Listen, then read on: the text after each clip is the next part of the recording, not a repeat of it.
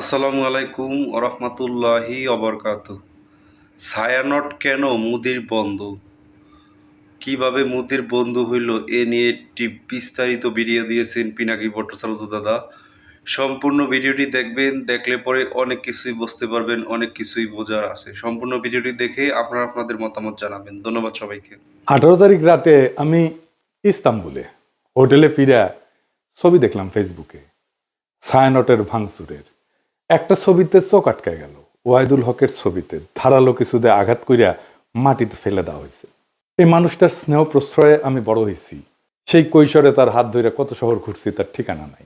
আমার বাবার বন্ধু সঙ্গীত গুরু ওয়াহিদুল হক, আপনারা বুঝতে পারতেছেন আমি ঢাকায় থাকলে ওই ছবিটা অন্তত মুখ দিয়ে আগলাইতাম। ছাত্র ইউনিয়ন সিপিবিআর ওয়াহিদুল হকের লেসপেন্সার হওয়ার কারণে ছায়ানটের এই ঘটনা এক বিচিত্র অনুভূতির সামনে এনে আমাকে ফেলছে। পাকিস্তান আন্দোলন করা বাঙালি মুসলমানদের ছেলেরা যখন পাকিস্তান ভাঙ্গা বাংলাদেশ রাষ্ট্রের জন্ম দিল, সেই সময় বাবা একই সাথে সুখ আর দুঃখের অনুভব করছিল। আমি সেই অনুভূতির মুখোমুখি হয়েছি। ছায়ানট নিয়ে আলোচনাটা সূক্ষ্ম এবং জটিল। আশা করি বিষয়টা একটু মনোযোগ দিয়ে শুনবেন। আমাদের জানা দরকার যে ছায়ানট কেন এই আক্রমণের শিকার হইল, ছায়ানটের বিরুদ্ধে কেন বাংলাদেশের সাধারণ মানুষ বিলা হইল। অনেক প্রশ্নের জবাব পাবেন। আমি নিজে ছায়ানটকে বাংলাদেশে ভারতীয় কালচারাল অ্যাসেট হিসেবে চিহ্নিত করছি, কোনো সন্দেহ নাই। কেন করছি সেটা আমি হয়তো পরিষ্কারভাবে ব্যাখ্যা করিনি। আজকে সেই ব্যাখ্যাটাও আপনারা পাইবেন। আসেন আল্লাহর নামে শুরু করি। ওয়াহিদুল হককে আমি ওয়াহিদ কাকু বলে ডাকতাম। আমার সাথে ওয়াহিদ কাকুর সম্পর্ক ওনার মৃত্যু পর্যন্ত অক্ষুণ্ণ ছিল। টক ঝাল মিষ্টি সেই সম্পর্ককে এখন আমি মিস করি। ওনার মৃত্যুর পরে আমি ফেসবুকে একটা নোট আকারে লেখা লিখছিলাম, ওয়াহিদুল হক তারুণ্যের শুভবোধনের ঋত্বিক। আমি জানি না, ওই লেখাটা আমি আর খুঁজে পেলাম না। কারো কাছে যদি থাকে আমার একটু খোঁজ দিয়েন। আমার জীবনে যে বিচিত্র অভিজ্ঞতা হয়েছে, অসংখ্য মানুষের সাথে মিশছি, সেই কারণেই ভাঙ্গু সেকুলারদের কালচারাল আর পলিটিক্যাল স্ফেয়ারের অন্দরবহনের খবর আমি জানি, ক্রিটিক্যালি অ্যানালাইজ করতে পারি। তার কারণ ওই ক্ষুদ্রকাল থেকে আমার এই ওরিয়েন্টেশনের সাথে আমি যুক্ত। এই কারণে আমি জানি ঠিক কোথায় ওদের উইক পয়েন্ট আর কোথায় তাদের শক্তির দিক। তবে আমি যেহেতু গান গাইতে পারতাম না, আমি তো অসুর, মানে সুর নাই আর কি, আমি রবীন্দ্রনাথের লেখা বুঝতে চাইতাম, তার জ্ঞান তাত্ত্বিক উৎস খোঁজার চেষ্টা করতাম। জ্ঞান তত্ত্ব মানে হইতেছে আমি যেটাকে সত্য জ্ঞান বলে মানতেছি সেটা আসতেছে কোন জায়গা থেকে। এই জায়গাগুলোকে বলা হয় জ্ঞান তাত্ত্বিক উৎস বা এপিস্টেমিক সোর্সেস, দর্শনের ভাষা। মানে এই গানটা কি বুঝায়, মানে ধরেন, তুই ফেলে এসেছিস কারে মন মন রে আমার, তাই জনম গেল শান্তি পেলি না রে মন মন রে আমার। অথবা ধরেন, প্রাণ চায় চক্ষু না চায়, মরে একইতর দুস্তর লজ্জা, সুন্দর এসে ফিরে যায় তবে কার লাগে মিথ্যায় শয্যা। মুখে নাহি নিঃস্বরে ভাস, দহে অন্তরে নির্বাক বহ্নি, ওষ থেকে নিষ্ঠুর হাস, তব মর্মে যে ক্রন্দন তন্নি। মাল্য যে দংশিছে হায়, তবে শয্যা যে কণ্টক শয্যা, মিলন সমুদ্র বেলায় চির বিচ্ছেদ জর্জর মজ্জা। আহা কি মধুর! মনে করিছেন এটা প্রেম প্রীতির গান? জিনা জিনা ভাইজান, এটা অন্য জিনিস।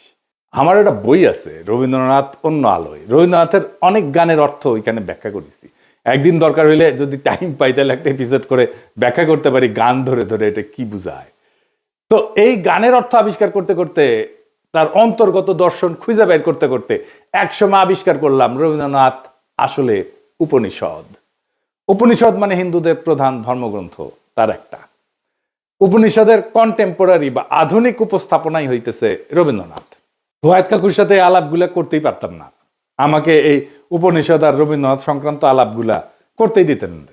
একদিন আমি বললাম যে, কাকু ওই যে, যদি ঝড়েরও মেঘেরও মতো আমি ধাই চঞ্চল অন্তর, তবে দয়া করো হে ঈশ্বর। এই গানটা তো ঋগ্বেদের, যদে আমি প্রস্ফুরণ নিব বেতির নাম আদো আদ্রিবহ, এটার অনুবাদ। ওয়াহিদ কাকু ভীষণ রেগে উঠে বললেন, তুই আর একটা ঋগ্বেদের শ্লোক অনুবাদ করে গান লিখে আন, দেখি কেমনে পারিস। তো বেদ আর উপনিষদের সাথে রবীন্দ্রনাথের লেখার অদ্ভুত সাজুজ্যের কথা বললেই ওয়াহিদ কাকু এইভাবে চেতে যেতেন। আমি বলতাম, বুড়া চেতে কেন? পরে বলছি, ক্ষুদ্রকালে আমি রবীন্দ্রনাথের রাজনীতির গুরু উদ্দেশ্য খুব পরিষ্কারভাবে ধরে ফেলছিলাম। উপনিষদ ঋগ্বেদ পড়তে বাধা নেই, অবশ্যই বাধা নেই। নিশ্চয়ই জ্ঞান অর্জনের জন্য ধর্মগ্রন্থ পড়া উচিত, আলোচনা করা উচিত। আমি সবাইকে উৎসাহ দিই পড়তে সব ধর্মগ্রন্থই। কিন্তু সেটাকে রবীন্দ্রনাথের মুড়ায় পরিবেশনের উদ্দেশ্যটা কি? এইখানে আপনি ছায়ানট প্রতিষ্ঠার উদ্দেশ্য বুঝতে পারবেন। কি সেটা? উদ্দেশ্য হইতেছে এই যে ইন্ডিয়া চায় বাংলাদেশের মুসলমান ধর্মে মুসলমান থাকুক নামে, কিন্তু সে তার ইনার সেলফে, ভিতরে অন্তর্গতভাবে সে ধারণ করবে হিন্দু ওয়ার্ল্ড ভিউ, হিন্দু বিশ্ব দৃষ্টি। আপনি দেখেন যারা রবীন্দ্র অনুরাগী তাদের মধ্যে আপনি মুসলমানদের সহজাত সাহস, শক্তিময়তা, অ্যাডভেঞ্চার প্রিয়তা, দুর্দমনীয় একরোখা মনোভাব খুঁজেই পাবেন না। তারা রাষ্ট্রের সার্বভৌমত্ব লুট হয়ে যাইতেছে, সেখানে সিল করে বেড়ায়, ফুল লতা পাতা নিয়ে বসে আছে, মনে মনে ভাবে বাংলাদেশ ভারতের একটা প্রদেশ হয়ে গেলে তো ভালোই। একজন গভীরভাবে প্র্যাকটিসিং মুসলমান একই সাথে গভীরভাবে রবীন্দ্র অনুরাগী আপনি খুঁজে পাবেন কিনা আমার খুব সন্দেহ আছে। খুব রেয়ার হয়তো খুঁজে পেতে পারেন, খুবই রেয়ার। রবীন্দ্রনাথকে বাংলাদেশের এলিটরা গ্রহণ করছে, সাধারণ মানুষ কখনোই গ্রহণ করেনি এই কারণেই। এই জন্যই এলিটরা ভারতমুখী, এই জন্যই এলিটরা ফ্যাসিবাদের খুঁটি। আমাদের ডিজাস্টার হয়েছে আমার সোনার বাংলাকে জাতীয় সঙ্গীত করার সময়। রবীন্দ্রনাথকে পলিটিক্যাল আর সোভারেন প্রোটেকশন দেওয়া হয়েছে এবং তাকে পবিত্রতা দেওয়া হয়েছে এই জাতীয় সঙ্গীত করার কারণে। দ্বিতীয় কারণ হইতেছে আমাদের রাজনৈতিক জনগোষ্ঠী হিসেবে এটা ক্রিস্টালাইজ হওয়াটাকে বাধা দেয় রবীন্দ্রনাথ। কিভাবে? রবীন্দ্রনাথ বাংলাদেশের যেটা ডমিনেন্ট মুসলিম কালচার, এটাকে পলিটিক্যাল ক্রিস্টালাইজেশনের পথে বাধা হইয়া দাঁড়ায়। আমি একটা উদাহরণ দিই, খুব বাস্তব উদাহরণ। সারা দুনিয়ায় আপনি ইন্ডিয়ানরা দেখছেন না, যারা বাইরে থাকেন তারা দেখছেন ইন্ডিয়ানদেরকে। তাদের নানা পার্টি আছে, নানা দল আছে, কংগ্রেস আছে, সিপিএম আছে, বিজেপি আছে, এটা সেটা আছে, মেলা দল আছে, কিন্তু রাজনৈতিক মত পার্থক্য আছে। কিন্তু তা সত্ত্বেও ভারতের প্রশ্নে একটা রাষ্ট্র প্রশ্নে প্রবল হিন্দুত্ববাদ চলতেছে ভারতের। তারপরেও দেখেন মোদি ভারতীয় কমিউনিস্টদের সাথে ব্যক্তিগত সময় কাটায়, হাসি ঠাট্টা করে। আমরা পারি না কেন? আমরা কেন বিভক্ত? আমরা কেন রাজনৈতিক মত পার্থক্য সত্ত্বেও রাষ্ট্র সত্ত্বে এক হইতে পারি না? আমাদের রাষ্ট্র প্রশ্নে একটা হইতে রবীন্দ্রনাথ বাধা দেয়। রবীন্দ্রনাথ যে ওয়ার্ল্ড ভিউ, সেখানে মুসলমান থাকতে পারে না, থাকা সম্ভব না, রবীন্দ্রনাথের লেখালেখির মধ্যে নাই। তাই রবীন্দ্রনাথ প্রভাবিত আমাদের কল্পিত রাজনৈতিক জনগোষ্ঠীর মধ্যে দাড়ি টুপি পরা সাধারণ মুসলমান জায়গা করে নিতে পারে না। অবচেতনে আমাদের এলিটদের রবীন্দ্রনাথ ভাবতে শেখায় ওরা আমাদের মতো না, ওরা আদার। রবীন্দ্রনাথ ভারতে হিন্দু ধর্মকে ভালোবাসতে শেখায়, রবীন্দ্রনাথ বাংলাদেশে মুসলমানদের আদার করে ঘৃণা করতে শেখায়। আপনি একই সাথে উপনিষদ আর কোরআনের গ্লোবাল ভিউকে এক করতে পারবেন না। আপনি কোএক্সিস্ট করতে পারবেন, সহাবস্থান করাইতে পারবেন, কিন্তু এক করতে পারবেন না, এটা অসম্ভব। কিন্তু ইন্ডিয়ানরা চায় এক করে দিতে, এই প্রগতিশীলরা চায় এক করে দিতে, এই ছায়ানট চায় এক করে দিতে। বাংলাদেশে যে রবীন্দ্রনাথ প্রজেক্ট, এটা সঙ্গোপনে হিন্দু ধর্মের ওয়ার্ল্ড ভিউ ঢুকায় দেওয়ার প্রজেক্ট। বাংলাদেশের মুসলমানদের মধ্যে হিন্দু ওয়ার্ল্ড ভিউ আর হিন্দুদের মধ্যে মুসলমান ওয়ার্ল্ড ভিউ ঢুকাই দিলে সমস্যার সমাধান হবে না তো। হিন্দুকে আধা মুসলমান আর মুসলমানদেরকে আধা হিন্দু বানাইলে সমস্যা মিটবে না, সমস্যা বাড়বে। হিন্দুকে হিন্দুই রাখতে হবে, মুসলমানকে মুসলমানই রাখতে হবে। দুই ধর্ম কোএক্সিস্ট করবে, একসাথে থাকবে। দুই ধর্মের ওয়ার্ল্ড ভিউ বা বিশ্ব দেখার দৃষ্টিভঙ্গি কিভাবে আলাদা আর একটু গভীরে যায় বুঝি, সবার একটু মনে থাকবে। তাইলে একেবারে উদাহরণ দিয়া খেয়াল রাখবেন, আমি ভালো বা খারাপ বলতেছি না, কিন্তু বলতেছি আলাদা, দুইটা আলাদা। ধরেন প্রশ্নটা হইতেছে যে দুনিয়াটা কি আসলে? দুনিয়াটাকে এক না বহু? এডিটর সাহেব এটা উপরে লেখেন, দুনিয়াটা এক না বহু। এখন হিন্দু বিশ্ব দৃষ্টিভঙ্গি এটাতে বলে দুনিয়াটা বহু স্তরের, অনেকগুলো স্তর, এটা চক্রাকারে চলমান, সৃষ্টি স্থিতি প্রলয় বারবার ঘটে। সময় ঘড়ির মতো না, সময় ঘড়ির মতো সরল রেখায় যায় না, বরং চাকার মতো। মানে হিন্দু ধর্মে কিন্তু মৃত্যুর পরে আবার জন্ম আছে, জন্মান্তর আছে, আবার জন্ম নেয়, এটি স্বাভাবিক চক্র। আজ যেটা হইতেছে সেটা আগে ঘটছে, একই জিনিস ভবিষ্যতেও ঘটবে, কারণ চক্রাকারে সময় চলে চক্রাকারে। তার মানে পৃথিবী বহুবার সৃষ্টি হয়েছে, বহুবার ধ্বংস হয়েছে, আবারও ধ্বংস হবে। আচ্ছা, এইবারে ইসলামী ওয়ার্ল্ড ভিউ, এখানে বিশ্ব একবারই সৃষ্টি, কিয়ামত একবারই হবে, সময় সোজা লাইনের মতো, সৃষ্টি, জীবন, বিচার, পরকাল, সিম্পল, সিরাতুল মুস্তাকিম। ইতিহাসের একটা শুরু আছে এবং শেষ আছে। এইবার আসেন মানুষ প্রসঙ্গে। মানুষ আসলে কে? মানুষ কি সোল, আত্মাটাই মানুষ, নাকি দায়িত্বশীল ব্যক্তিটা মানুষ? এখানে হিন্দু ওয়ার্ল্ড ভিউ বলে, এদিকে লেখেন, মানুষ মূলত আত্মা, আত্মন বলে সংস্কৃতে। শরীর বদলায়, আত্মা থাকে। আত্মার লক্ষ্য হচ্ছে মুক্তি বা মোক্ষ। আমি এটা মুক্তিযুদ্ধ নিয়ে একটা আলাপটা করছিলাম। এই জগৎ থেকে বাড়ায় যাওয়ার সহজ উদাহরণ। কারণ এই চক্রের মধ্যে আপনি যখন ঢুকে গেছেন, এটা বাইরে হতে পারলে আপনার মোক্ষ ঘটে না। আপনি একটা পোশাক খুলে আর একটা পোশাক করলেন, পোশাক বদলাইলেন, কিন্তু আপনি বদলাইলেন না তো, তাই না? এই আত্মাই আসলে শরীর বদলায়। আমার মধ্যে যে আত্মা আছে হিন্দু ধর্ম অনুযায়ী, এই আত্মা অনেক দিন থেকে চলে আসতেছে, আমার শরীরে আছে। এখন আমার শরীরটা মরে যাবে, কিন্তু আত্মা বেঁচে থাকবে। এই আত্মা আর একটা শরীরে ঢুকবে, নতুন জন্মের মধ্যে দিয়ে। এটাই জন্মান্তর। ওই জন্মে আমি কি হব? সেটা হবে আমি এই জন্মে যত পাপ বা পুণ্য করছি সেটার উপরে ভিত্তি করে আমি বড় লোক হব, গরিব হব, ব্রাহ্মণ হব, শূদ্র হব, যেটা খুশি। এবার ইসলামী ওয়ার্ল্ড ভিউ, মানুষ একক এবং অনন্য ব্যক্তি, এবং এই একটাই জীবনের একমাত্র সুযোগ, এটাই লক্ষ্য। জবাবদিহির মাধ্যমে ন্যায় ভিত্তিক জীবনযাপন করে আমি পরকালে অক্ষয় শান্তি লাভ করতে পারি। এখানে কোনো সেকেন্ড চান্স নাই। আচ্ছা, ভালো কাজ মন্দ কাজ এটা কিভাবে কাজ করে Hindu world view? Hindu world view এটা কর্মফল, মানে আমি যা কাজ করি সেইটার ফল, এটার ভালো মন্দের ফল স্বয়ংক্রিয়, এটা কেউ বিচারক না। কিন্তু দেখেন সেকুলার এবং বামপন্থীরা ওরা কিন্তু একটা কথা বলে, কার্মা ইজ এ বিচ, এই কথা বলে না, মানে কর্মফল। বুঝছেন? ওরা যে আসলে হিন্দু কালচারটাই নেয়, সেটাই হচ্ছে এই কথা। দেখেন অনেকে এটা বলে, আপনি দেখবেন আওয়ামী লীগ বাম যারা আছে প্রগতিশীল, তারা এটা বলে কার্মা ইজ এ বিচ। তার মানে কর্ম আসলে ফলটা দেয়, কর্মই ফলটা দেয়। আমি যেটা করতেছি এটাই ফল দিবে। ফল পেতে এই জন্মে না হলেও পরের জন্মে আমি ফল পাবো। এমন একটা পাপের জন্ম হবে পরের জন্মে, ওইখানে যে আমি আমার এই আজকের কর্মের ফলটা আমি ওইখানে পাবো, এটা কর্মফল। ইসলামী ওয়ার্ল্ড ভিউটা কি? ভালো মন্দের নৈতিক হিসাব আছে এবং বিচারক খোদা তাআলা, আল্লাহ তাআলা। ইচ্ছা, নিয়ত, প্রেক্ষাপট, এখানে সবকিছু বিবেচনায় আছে, ভালো মন্দের বিবেচনায়। 4 নাম্বার, সমাজে আসলে বৈষম্যকে কিভাবে দেখা হয় হিন্দু ওয়ার্ল্ড ভিউ। হিন্দু ধর্মে তো আপনি জানেন যে জাতিভিত্তিক ভাগ আছে আর কি, মানে ব্রাহ্মণ সবার উপরে, শূদ্র সবার নিচে, আমি বলে ব্রাহ্মণ, এটা মাথায় রেখে। তো যাই হোক, এই যে বর্তমান অবস্থা, এইটা পূর্বজন্মের ফল হিসেবে দেখা হয়। আমি যদি এই জন্মে খারাপ কইরা থাকি আর কি, তাহলে এটা আমার পূর্বজন্মের ফল। আমি যদি এই জন্মে ভালো কইরা থাকি, তাহলে আমি পূর্বজন্মে অনেক পুণ্য করছিলাম, সেই জন্য এই জন্মে ভালো করেছি। সো হিন্দু ওয়ার্ল্ড ভিউয়ে মানুষ উঁচু নিচু জাত হয়ে জন্মায়, জন্ম থেকেই সে উঁচু বংশের অথবা নিচু বংশের। এইবার ইসলামী ওয়ার্ল্ড ভিউয়ে কি বলে? মানুষ জন্মগতভাবে সমান, সমান মর্যাদার।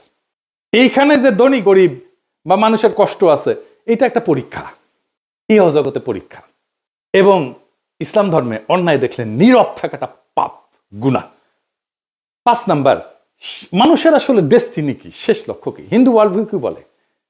মানুষের শেষ লক্ষ্য হচ্ছে এই জগতের বন্ধন ছিন্ন করা। মানে এই যে চক্রাকারে যে চক্রের মধ্যে পড়ে গেছি না, ওই যে বলে না চক্করের মধ্যে পড়ে গেছে, এইটাই হইতেছে হিন্দু ওয়ার্ল্ড ভিউ। চক্করের মধ্যে পড়ে গেছে, এখান থেকে চক্কর সেটা বাইরে হয়ে গেলে এটাই হচ্ছে মোক্ষ, মুক্তি। এই সংসার মায়া, চূড়ান্ত শান্তি হচ্ছে বিশ্ব থেকে মুক্তি। আমি আর জন্মাবো না এসে আর একবার। আপনি আতুর ঘরের কথা শুনছেন না? আগে ছিল কিন্তু এখন নাই।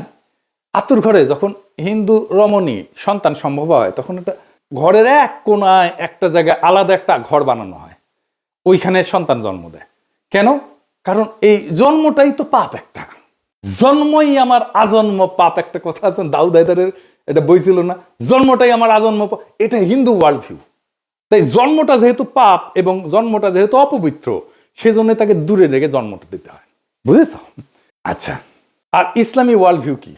জগৎ মায়া না, এই দুনিয়াটা রিয়াল, এই দুনিয়াতে ন্যায় প্রতিষ্ঠা করাটাই কাজ। সমাজ, রাজনীতি, অর্থনীতি সব গুরুত্বপূর্ণ। এই দুনিয়া ইহজগৎ খুব গুরুত্বপূর্ণ। পরকালটাকে এই জীবনে ইহজগতে যা করছি সেইটার আমি ফয়সালা পাবো, বিচার হবে। তারপরে তার সেই অনুযায়ী আমি হয় বেহেশতে যাব অথবা দোজখে পড়ব। এই বিশ্ব একটা নৈতিক পরীক্ষা। মানুষ আল্লাহ তাআলার এক দায়িত্বশীল সৃষ্টি, যাকে পাঠানো হয়েছে দুনিয়াতে তার খলিফা কইরা। এটা একটা স্পিরিচুয়াল জার্নি, এটা কমপ্লিট করার জন্য। কমপ্লিট হয় হাসরের ময়দানে বিচারের সামনে যায়। এখন প্রশ্ন হইতে পারে, তাহলে কি হিন্দু মুসলমান একসাথে একটা রাষ্ট্র বা সমাজে থাকতে পারবে না? হিন্দু মুসলমান দুই ধর্মের মানুষ কিভাবে তাদের স্বাতন্ত্র্য বজায় রেখে একসাথে শান্তিতে থাকতে পারবে? সেটার রাজনৈতিক সমাধান বের করতে হয় তো রাষ্ট্রকে। এর চাইতে বড় কাজ তো ভারতীয় উপমহাদেশে আর নাই। কিন্তু আগে সিদ্ধান্ত নিতে হবে, আমরা শান্তিতে থাকতে চাই। সিদ্ধান্ত নিলে পথ বের হবে, পথ আছে।